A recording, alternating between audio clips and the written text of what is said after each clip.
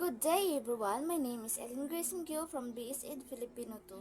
Now, I'm going to discuss about the measures of variability. What do you mean about measures of variability? Measures of variability is a single value that is used to describe the spread of the scores in a distribution or the spread of values about the mean. The term variation is also known as variability, dispersion, or spread. Intuitively, a smaller dispersion of scores arising from the comparison often indicates more consistency and more reliability. Range, mean deviation, and standard deviation are the most common measures of variability. Now, there are two types of range. First is range of ungrouped data, and second is range of grouped data. First is range of ungrouped data. Range is simply the difference of the highest and the lowest scores in a set of data under consideration. It is the simplest and the crudest measure of variation. The properties of range includes A. It is quick and easy to understand. B. It is a rough estimation of variations. C. It is easily affected by the extreme scores. Para makuha ang sagot sa range, sa mga halimbawang ito, una, kunin ang pinakamababang puntos ng mga estudyante at ang pinakamalaking puntos at pagminusin ito. Sa hanay A, ang pinakamaliit na puntos ay 10 at ang pinakamalaki naman ay 35. Ang mga puntos na ito ay pagminusin sa 35. Minus 10 equals 25. Ngayon, ang sagot ng range mo ay 25. Ganun lang kasimple. Sa hanay B naman, ay parehas lang din ang proseso. 30 minus 15 equals 15. Sa analysis naman ay sa pagsusuri ng datos mula sa dalawang range na nakuha ay sa hanay A ay mas magkakahiwalay o di kaya malayo ang agwat nila sa isa't isa. Sa hanay B naman ay mas maliit ang agwat ng mga puntos ng mga estudyante. Ngayon, dumako na tayo sa range of group data. Sa group data ay may ibang paraan ng pagkuha ng sagot. Sa ating table ay may mga simbolong X na nirepresenta ng mga puntos ng mga estudyante. Sunod ay ang F na nirepresenta ng frequency ng mga puntos at ang XM ay ang class mark ng mga puntos. Una, ang pinakamaliit na puntos. Sa halimbawa nito, una, ang pinakamaliit na puntos o tinatawag ding lower limit of the lower score na may simbolong LLLS ay bawasan ng 0.5 at ang pinakamalaking puntos naman ay dagdagan ng 0.5. Ngayon, ang pinakamaliit na puntos sa ating listahan ay 25. So, bawasan natin ng 0.5, ito ay 25 minus 0.5 equals 24.5. Itong 24.5 na ito ay tinatawag na lower score and lower boundary na sinisimbolo ng ULHS. Sunod ang pinakamataas na puntos o tinatawag ding upper limit of the highest score na may simbolong ULHS ay 97. Ngayon, 97 plus 0.5 equals 97.5. Ang susunod na gagawin ay isubtract sila sa isa't isa. 97.5 minus 24.5 equals 73. Ang sagot na 73 ay ang range ng ating group data. Next is mean deviation. Mean deviation measures the average deviation of the values from arithmetic mean. It gives equal weight to the deviation of every score and the distribution. The formula for solving the mean deviation for ungrouped data is where mean deviation value, individual score, sample mean, Number of cases. Note, mean deviation has two categories in solving. There's mean deviation for group data and there's mean deviation from ungrouped data. There are steps in mean deviation for ungrouped data. Number 1, solve the mean value. Total all the scores and divide it by how many scores are there. Number 2, subtract the mean value from each score. Number 3, take the absolute value of the difference in step 2. Number 4, solve the mean deviation using the formula. Halimbawang ito ay malalaman natin kung paano kunin ang mean deviation ng ungrouped data natin. Una, kukunin natin ang mean ng mga puntos. Paano ito kunin? Madali lang. Una, sa table ng X ay total natin ito pagkatapos i-divide natin sa kung ilang items ang nasa table ng X.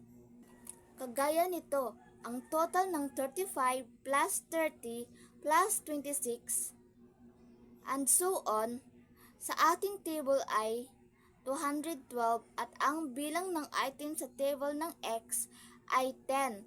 Bibilangin mo lang kung ilang puntos ang nakalista doon at ito ay tinatawag na number of values na sinisimbolo ng N.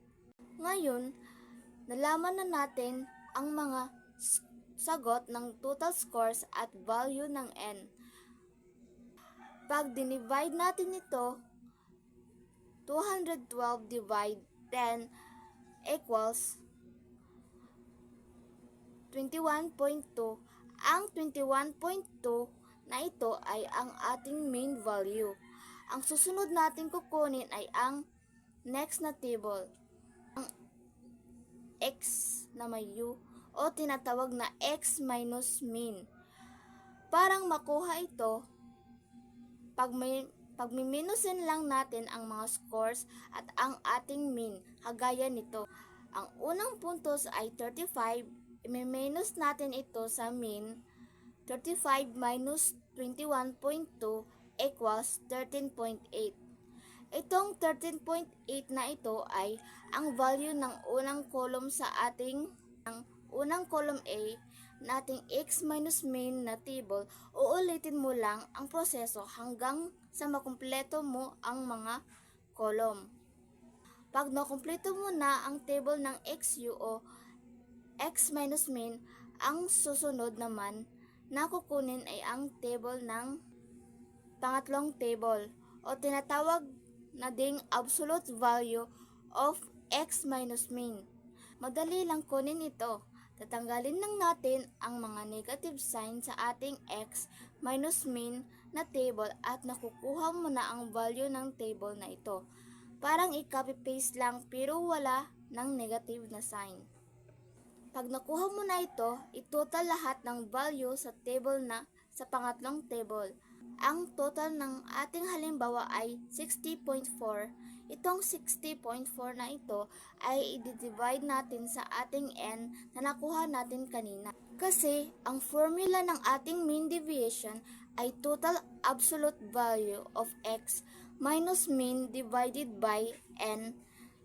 60.4 divided by 40 equals 6.04. Ang 6.04 na nakuha natin ay ito na ang main deviation ng ating ungrouped data sa halimbawang ito. Okay, we're at main deviation for group data. To solve the main deviation for group data, use the formula where MD means deviation value. F is class frequency, XM class mark or midpoint of each category.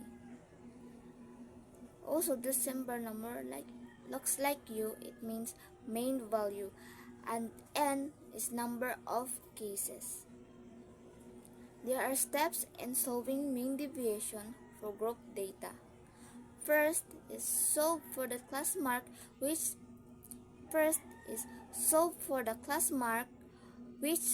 subtract the two scores in X and divided it by 2. Second, multiply the frequency in the class mark to get the value of FXM table, then total 8. Number 3, solve for the value of the mean. Number 4, subtract the mean value from each midpoint or class mark. Number 5, take the absolute value of each difference. Ang mean deviation for group data ay may ibang paraan ng pagkuha. Kailangan makumpleto ang table ng XM o tinatawag na class mark, ang FXM o tinatawag na frequency times class mark, ang XM minus U o tinatawag na class mark minus mean, ang absolute value of X minus mean na sinasimbolo ng absolute value X minus U, at ang Fx minus U o tinatawag ding frequency times absolute value of X minus mean.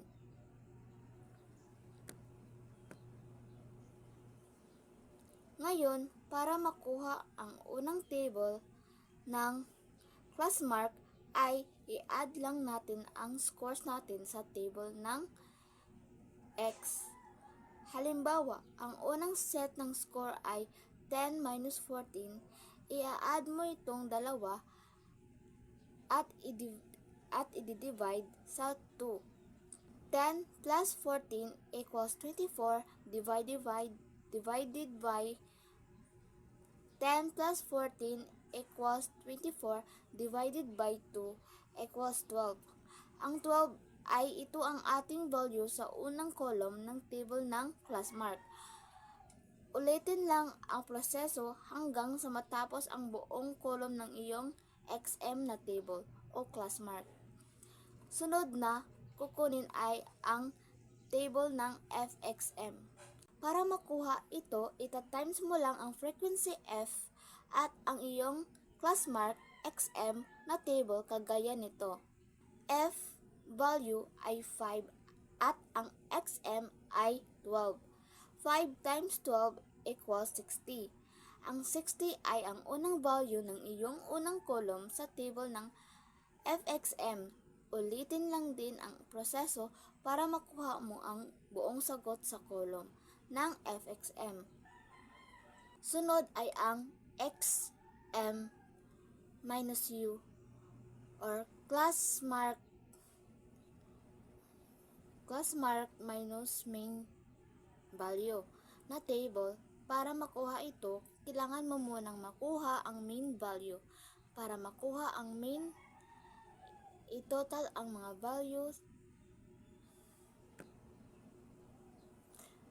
Para makuha ang mean, i-total ang mga value sa table ng FXM.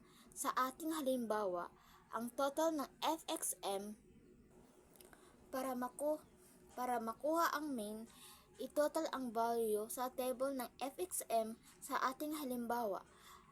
Ang total ng FXM ay 1,345. Ang numerong ito ay i-divide sa total ng frequency or F na table na kung saan ito ay 40.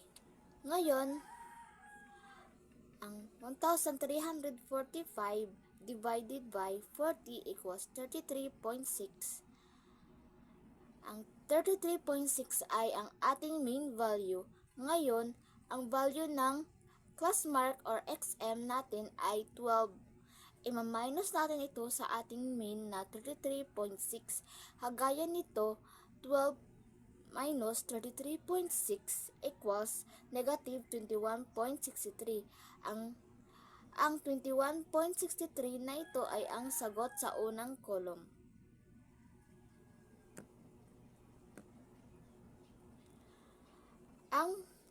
Ang sagot sa unang column ng ating XM minus U na table. Ulitin lang ang proseso hanggang sa makuha ang lahat ng sagot sa mga column. Ang susunod na table naman ay ang XU. Para makuha ito, i-copy-paste lang ang nasa table ng class mark minus U or Um, I-copy-paste lang ang nasa table ng class mark minus min or xm minus u, pero alisin ang mga negative na sign. Ang huling table na kukunin ay ang table ng fxm minus u or frequency times absolute value of class mark minus mean. Para makuha ang table na ito, kailangan lang nating i-times ang value ng frequency f at value ng xmu or class mark minus mean. Kagaya nito, 21.63 times 5 equals 108.5. Ang 108.5 na ito ay ang value ng ating unang column sa table ng frequency times absolute value of class mark minus mean.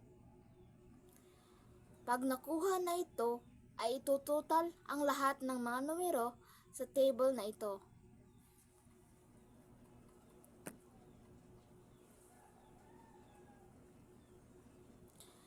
Sa halimbawa, ang total ng table ng fxm minus u or frequency times absolute value of class mark minus mean ay 425.22. Ngayon, pwede na nating makuha ang ating mean deviation sa group data. Ang formula ng ito ay total of frequency times absolute value of class mark minus mean divided by number of cases or n. Ngayon, i-substitute ang value 425.22 divide 40 equals 10.63. Ang 10.63 ay ang ating mean deviation sa group data ng ating halimbawa. Variance and standard deviation. Variance is one of the most important measures of variation. It shows variation about the mean. Standard deviation is a square root of the variance. It is the average distance of all the scores that deviates from the mean value. Like in mean deviation, there is two categories here, the group data and ungrouped data, and there is two formula in finding the variance and mean deviation. These are the formula for population variance and standard deviation, and sample variance and standard deviation. Variance and standard deviation of ungrouped data. The formula for population variance and standard deviation variance is x minus mean divided by n or number of cases. Standard deviation, square root of variance. The formula for sample variance and standard deviation is variance s squared equals x minus 1 squared divided by n minus 1. Standard deviation, square root of variance. Next is the steps in solving variance and standard deviation of ungrouped data. First is solve for the mean value, subtract the mean value from each score. Number 3, square the difference between the mean and each score. Number 4, find the sum of the results in step 3. Number 5, solve for the population variance or sample variance using the formula of ungrouped data. Number 6, note if the variance is already solved, take the square root of the variance to get the value of the standard deviation. Ang population variance and standard deviation para sa ungrouped data ay makukuha kapag ang table ng x, u, tsaka x minus u at x minus u squared. Unang gagawin ay kunin ang mean. Para makuha ito, itotal ang lahat ng numero sa table ng x at i-divide kung ilang item ang nasa table ng x kagaya ng nasa halimbawa. Ang total ng 7 plus 11 plus 8 and so on ay 144 divide 12 equals 12. Ang 12 ay ang ating mean na sinisimbolo ng U table. Sunod ay ang table ng x minus u. Para makuha ito, i-minus lang ang value ng x sa ating mean u. 7 minus 12 equals negative 5. Ang negative 5 na value ay ang unang value sa unang column ng x minus u na table. Pagkatapos nito ay ang susunod na table naman ang x minus u squared. Ang x minus u squared, para makuha ito, square lamang ang value ng xu. Negative 5 squared equals 25. Ang 25 ay ang value ng unang column sa table ng xu squared ulit. Xu squared. Ulit-ulitin lang ang proseso ng bawat table para makuha ang lahat ng value nito. Pag nakuha ng lahat ng value, ang value ng table natin, itutotal ang value ng table xu squared kung saan ang halimbawa ay nasa 252 ngayon, pwede na nating makuha ang ating variance. Ang formula ng ating variance ay sum of x minus u squared divided by n. Ang value ng n ay kung ilang item ang nasa x table. Ngayon, 252 divided by 12 equals 21. Ang 21 ay ang ating variance. Ngayon, para makuha ang standard deviation, square root lamang ang ating variance. Square root of 21 is 4.58. This 4.58 ay ang ating standard deviation. Laging tandaan, ang standard deviation ay ang square root ng variance. Ang susunod naman ay ang sample variance and standard deviation of ungrouped data. Para makuha ito, kailangan nating makumpleto ang table natin na binubuo ng x. Ang x bar, which is means x minus x bar or x minus mean at x minus mean squared. Para makuha ito, parehas lang ang steps doon sa population variance and standard deviation. Ang mga simbolo lamang ang nag-iiba. Pero ang solution para makuha ang standard deviation at variance ay iba. Ito ang formula. Sum of x minus mean or x minus x bar squared divided by n minus 1. Now, ang ating table ay complete na atin na itong isubstitute. 85.68 divided by 12 minus 1. And 85.68 divided by 11. 85.68 divided by 12 minus 1 equals 7.79. Ito ang ating variance ngayon. Atin na itong i-square para makuha ang standard deviation. Square root of 7.79 is equal to 2.79. Ito ang ating standard deviation. Variance and standard deviation. Now let's go to variance and standard deviation. Group data formula for population variance and standard deviation. Variance is mean. The variance equals to f x minus mean squared divided by n division square of variance. For sample variance and standard deviation is squared equals frequency x minus x squared divided by n minus 1. The standard deviation is equals square root of variance. First, solve for the mean value. Second, subtract the mean value from each midpoint or class mark. Number 3, square the difference between the mean value and midpoint or class mark.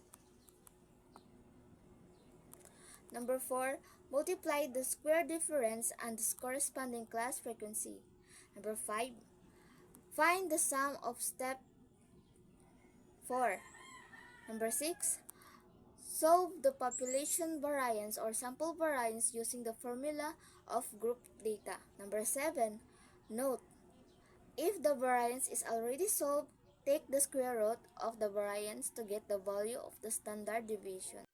Sa sample ng group data na standard deviation at variance ay iba ang paraan ng pagkuha ng sagot.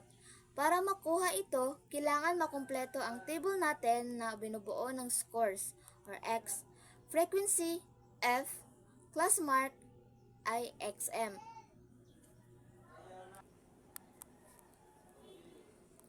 Frequency times class mark or FXM at itotal ito, class mark minus mean, XM minus X bar squared at frequency times class mark minus mean or XM minus X bar or squared frequency times class mark or FXM at itotal ito, class mark minus mean or XM minus X bar squared at frequency times class mark minus mean Fx minus X bar squared at itotal ito.